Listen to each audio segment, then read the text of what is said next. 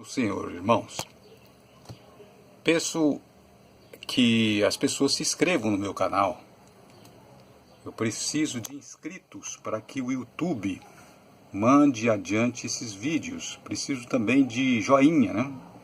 Likes, para que o YouTube mande adiante os vídeos, porque senão vai ficar estagnado, vai ficar parado.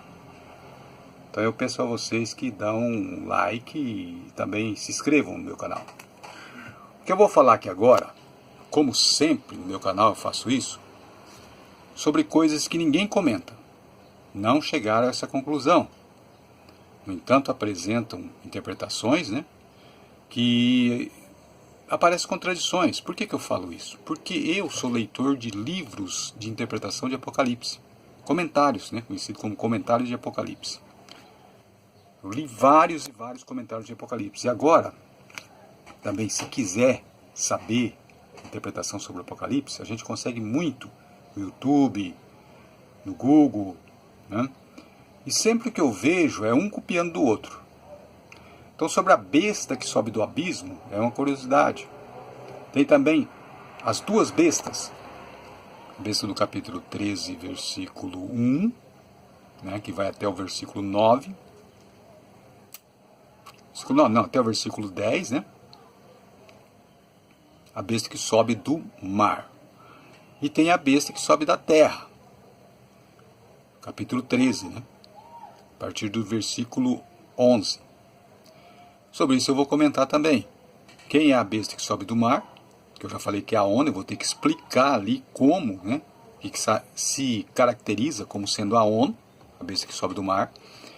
E a besta que sobe da terra, aquela que tem 2 chifres, semelhante ao de um cordeiro, mas fala como o dragão. Isso é mentirosa, conta mentiras para enganar o povo, né? Faz fogo descer do céu à vista dos homens e coisas do tipo, né? Eu vou explicar também em vídeos meus, porque se falar, fulano não tem resposta, ele fala aí à torta e à direita, mas não tem resposta. Primeiro eu tive que convencer a mim, e sou muito exigente nessa questão. Então, se eu convenci a mim, então eu tenho explicação também para dar para os outros também, né? Aqui, então, nós vamos falar sobre a besta que sobe do abismo. Note que tem a besta que sobe do mar, a besta que sobe da terra, a besta que sobe do abismo. Interessante, né?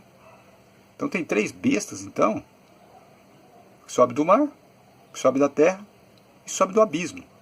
Não, rapaz, você não está entendendo. A que sobe do abismo é a mesma que sobe do mar, porque no mar tem abismos.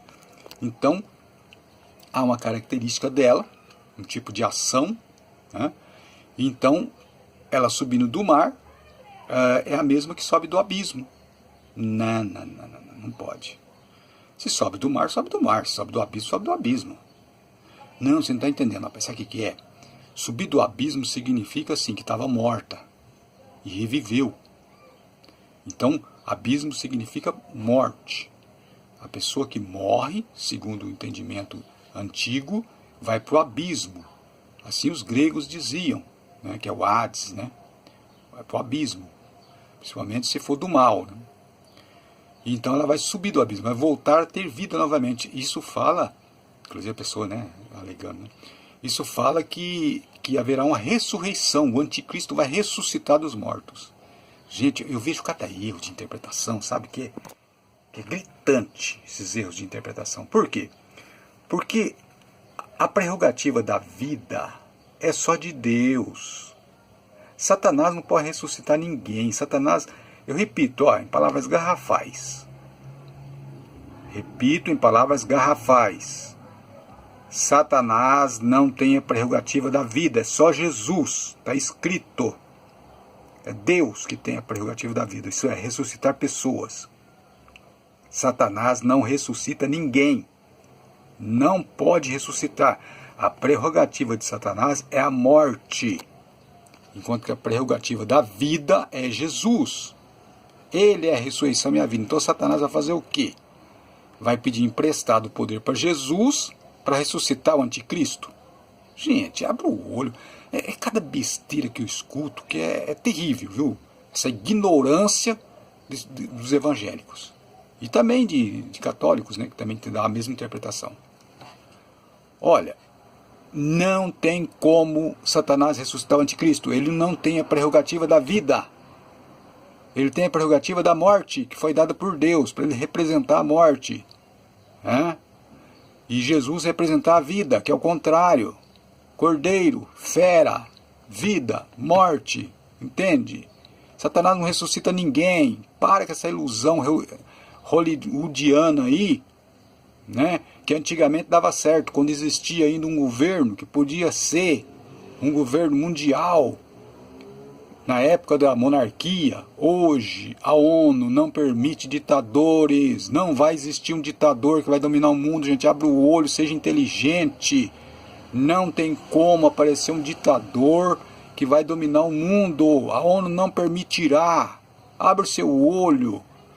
Esse ditador vai ter que acabar com a ONU, dissolver a ONU, vai ter que acabar com a democracia antes de entrar no poder. A ONU não vai permitir, os maiores países do mundo faz parte da ONU. Como é que se chama lá? Né? O carro-chefe, né? Assim que fala. O carro-chefe da ONU é o quê? Direitos humanos. Como que a ONU vai permitir cortar a cabeça de pessoas? O carro-chefe da ONU é direitos humanos e democracia, que é totalmente contrário a essa questão aí de interpretação do anticristo homem, que vai dominar, que vai cortar a cabeça, que vai perseguir. A ONU não permite. O Estado é laico, isso não pode se envolver com religião. Gente, o cenário que está o mundo hoje, essa ideia de anticristo homem, é uma coisa totalmente retrógrada. Abre teu olho, fique esperto. Você não entende? Não tem como. A ONU não permitirá. Não existe possibilidade. A ONU foi criada para que não aconteça de levantar um novo Hitler. Por isso que a ONU foi criada. Abre o teu olho. Voltando ao que eu estava dizendo aqui. Olha, a besta que sobe do abismo. Quem seria essa besta que sobe do abismo? Porque eu vou dizer que agora vai chocar. Vai chocar, porque ninguém nunca pensou nisso. A besta que sobe do abismo, gente, aqui ó, é Jerusalém, é Israel. Inclusive o Apocalipse fica muito falando de Israel. A prostituta é Jerusalém. Vocês vão ler lá que perseguiu os profetas, matou os profetas. A Igreja Católica não matou profeta, gente. A Igreja Católica é depois dos profetas. Então essa prostituta teria que ser alguém que era desde a época dos profetas. Perseguiu os profetas e matou os profetas. Jesus fala sobre isso nos evangelhos. Que Jerusalém seria julgado pela morte de todos os justos. Então Jerusalém é a meretriz que bebia o sangue dos profetas e dos servos de Cristo. Olha aqui. Então no capítulo 11, versículo 7, fala da besta que sobe do abismo. Essa besta que sobe do abismo, ela ia fazer guerra às duas testemunhas. Aí tem uma interpretação aí futurística, que é falar o futuro, né? Tem que falar do futuro. Tem o evangélico sabe o futuro, sabe 3 anos e meio, não sei o que, de perseguição, depois a besta sobe do abismo. Quanto o futuro como se tivesse uma bola de cristal. O futuro só Deus sabe. Então o que acontece? No capítulo 11, versículo 7, o que eu entendo? Eu entendo que está falando, a besta que sobe do abismo fará guerra às duas testemunhas. Veja que essas duas testemunhas, elas ficariam expostos, seus corpos mortos, mas não seriam sepultados, por 3 dias e meio. Depois ressuscitariam. E subiriam ao céu, isso é, voltariam a ter poder. Subir ao céu significa voltaria a ter poder. Voltaria a ser acionados por Deus. É isso que eu entendo. Agora você não está entendendo ainda, mas eu vou explicar o que seria duas testemunhas. As duas testemunhas, alguns dizem assim, são 2 homens. Outros segmentos dizem, não, é o Novo e o Velho Testamento. Né? Mas acontece que nós temos que entender que o Novo Testamento, nesta época que foi escrito Apocalipse, o Novo Testamento não era ainda um livro, né, ou livros que tivesse autoridade bíblica, autoridade escriturística. Portanto, as duas testemunhas ali, inclusive é usada a figura de Moisés e Elias, que dá a entender o quê? A lei e os profetas, gente. As duas testemunhas, a lei e os profetas. Como então a besta que sobe do abismo, que se diz que é Israel, Jerusalém, matou as duas testemunhas? As duas testemunhas você diz que é Moisés e Elias. Então Moisés e Elias foram mortos por Israel, Jerusalém? Não, gente. O testemunho deles, que está escrito, dava testemunho de Cristo, dava testemunho de Jesus. Então, se quisesse informações sobre se Jesus era o Messias ou não, estaria na lei e nos profetas. Jesus falou sobre isso. Mas eles, não aceitando Jesus, mataram o testemunho da lei e dos profetas. Por isso que fala assim: ficará seu corpo morto na praça da grande cidade, que espiritualmente se chama Sodoma e Egito. Espiritualmente, o que quer dizer isso? Que a interpretação tem que ser de forma espiritual, gente. Tem gente interpretando de forma literal, que é dois homens. Ali está falando espiritualmente, então o texto é interpretado espiritualmente. Espiritualmente, essa besta que sobe do abismo é Jerusalém. Por que sobe do abismo? Porque estaria morta. E na época que foi escrito o Apocalipse, foi no ano 90, 95, já tinha acontecido do Estado de Israel não existir mais, de Israel não existir mais. Foi no ano 70 que deixou de existir. Então estaria morto, acabado. Mas aqui está escrito que voltará. Olha lá, no capítulo 17, 8, a besta sobre o qual a grande prostituta se assenta. Era e não é. Era e não é. E está para emergir do abismo. Por que era e não é? Porque era Israel, um país, né, uma nação, e não é mais. No ano 95 não era mais. Mas haveria de emergir do abismo. Isso é, voltar à vida. E não voltou à vida em 1948? Só que caminha para a destruição. Isso é, não se converte a Jesus. E continua na condenação. É isso. Então, como é que mataram as duas testemunhas? Quando não aceitaram o testemunho da lei dos profetas e mataram Jesus, estariam matando as duas testemunhas. E a lei e os profetas ainda seriam usadas pelos judeus, só que seriam testemunhas mortas na praça da grande cidade, não seriam postos no sepulcro. Significa o quê? Que os judeus, apesar de matar as duas testemunhas, não jogaria fora as escrituras. Eles continuariam ainda com as escrituras, usando as escrituras, só que sem autoridade do céu, sem autoridade de salvação para salvá-los. É isso que significa. Então, ao matar Jesus, eles matam a lei e os profetas. Morta para eles, não tem salvação para eles. Eles podem ler o tanto que quiser, buscar informação o tanto que quiser lá, que não vai conseguir nada. O céu está fechado para eles, porque não aceitam o Messias. É isso que significa. Voltaria a falar sobre isso mais, dando mais detalhes, porque é um assunto muito complexo, né? E também eu queria mostrar aqui uma palavra. Essa palavra, inclusive, não é usada pelos evangélicos nos seus livros. E é muito importante essa palavra aqui, ó. Deixa eu mostrar aqui, ó. Vicissitude. Tem muito barulho na rua aí, viu? Ó, vicissitude. Essa palavra aqui, ela significa lá, ó. Não sei se está pegando direito, acho que não está pegando. Olha o que significa. Vicissitude. Sucessão de mudanças ou de alternâncias. Sequência de coisas que se sucedem. Essa palavra vicissitude, interessante que ela é usada muito por comentaristas católicos nos seus livros, quando fala de Apocalipse principalmente. Mas por evangélicos não é usado. Deveria ser usada essa palavra vicissitude. Porque é justamente isso que acontece no Apocalipse, ó, ou em profecias bíblicas. Sucessão de mudança ou de alternâncias. Sequência de coisas que se sucedem. É isso que acontece. Vicissitude. No Apocalipse acontece muito.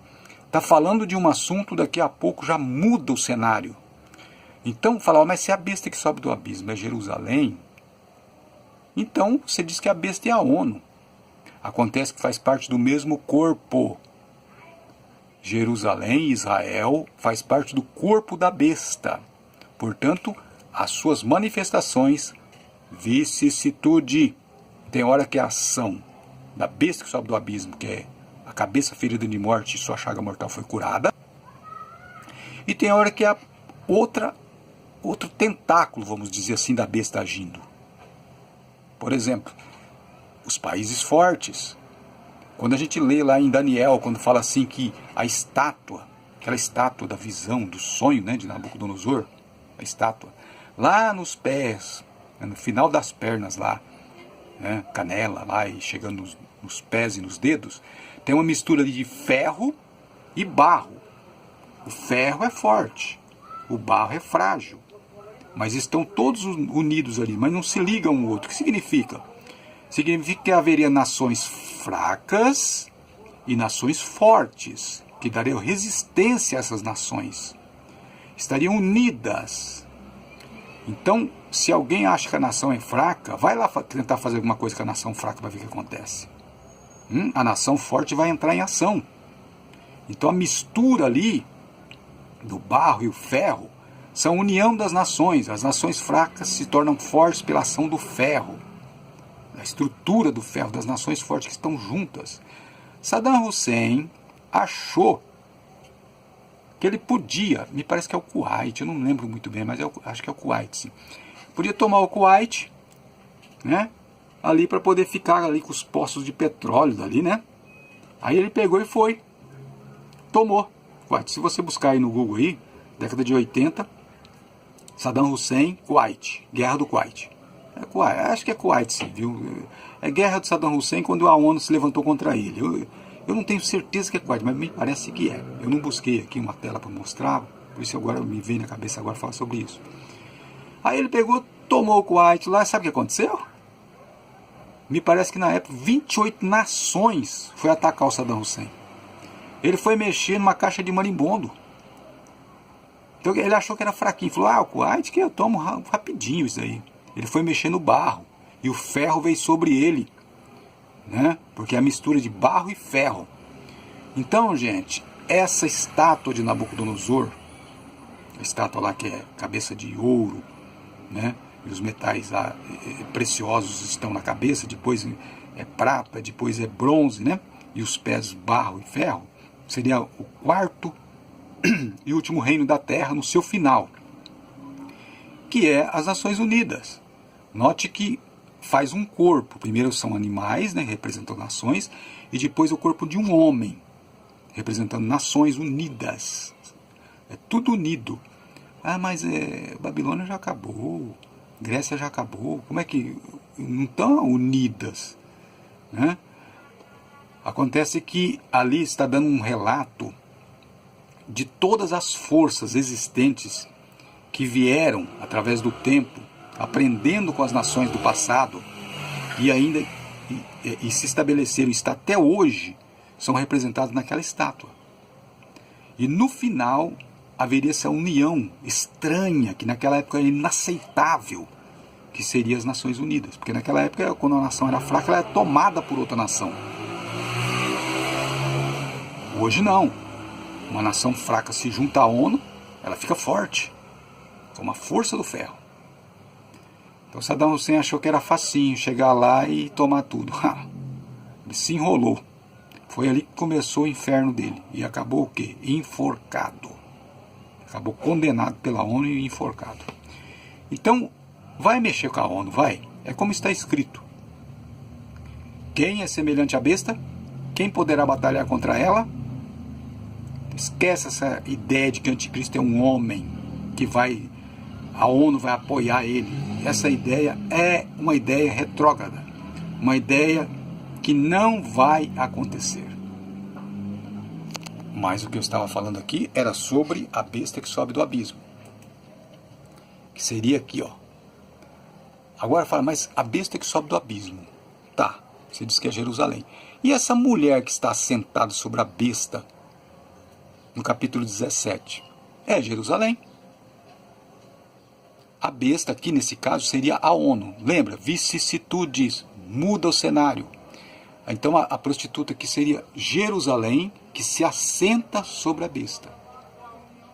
A besta conduz ela. A besta leva ela.